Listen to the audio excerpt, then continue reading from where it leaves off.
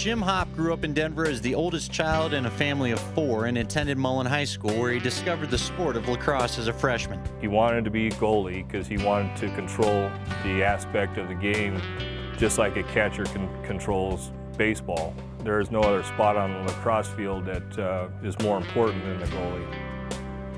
And when my brother stood up and talked to us, and he didn't talk a lot, but when he did, everybody listened. Jim would be a 3-year varsity starter for Mullen and would enjoy his greatest success in 1992. Jimmy was clearly the emotional leader. He was the spark. He was kind of the soul of the team. It was a really great group of seniors that were on that team that everybody stepped up and took care of business and were ready to win some games and listened to us and knew what it took. There was at least a game or two that Jimmy, allowed us to win. He stole the game. As Patrick Roy would steal games, stand on his head. There were definitely a couple that, had we not had Jimmy in the goal making all his saves, we probably wouldn't have won that game. Hopp ended his senior year as an All-State goalie and headed to the Colorado School of Mines on partial scholarship. He would play just 1 year in net for Mines, but not without some special moments. BYU was phenomenal that year. They came in thinking they were going to walk all over Mines, and my brother stopped something like 50 some odd shots. They ended up winning 21-19, and basically the Mines coach said that that was the biggest win that they've ever had. They actually beat a prominent team, and it was obviously due to good offense, good defense, but it was mainly due to my brother stopping so many shots. Jim came home after his freshman year. Something was wrong. He discovered what almost by accident. When we finally found out that he was sick, they had tested for everything else that you can when you think of when you're 18, and then the doctor said, well, what's in your family history?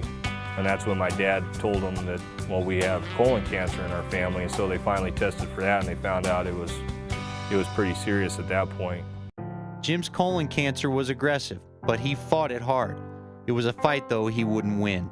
And a month after his 21st birthday, Jim Hopp lost his battle. His coach, Chris Tilden, remembers the shock of losing one of his former players so young. It was definitely strange to lose somebody that young and somebody I just coached. I was fairly fresh off my mother passing away from cancer, so I was a little more equipped to deal with it. At least with my mom, I had a chance to say goodbye. I knew about it. I don't remember if I heard anything about Jimmy till it was, till he was passed. I might have gotten one word about it, and it was so shocking I kind of almost didn't accept it. And then the next thing I heard, he was gone. And that was tough. Andy Hopp misses his brother and knows he would have been a force against the disease that took his life. He was very smart, very intelligent, very caring. He'd give you the shirt off his back if he could, and he always stood up what was right, for what was right. I mean, he was probably the best person that I've ever known, had the privilege of knowing. And I think if he would have survived, I think we would have found out that he probably would be changing things for the better, probably for cancer. I think he probably would have went down that path. Jim's family wants all who hear his story to remember that early detection is so important when dealing with cancer.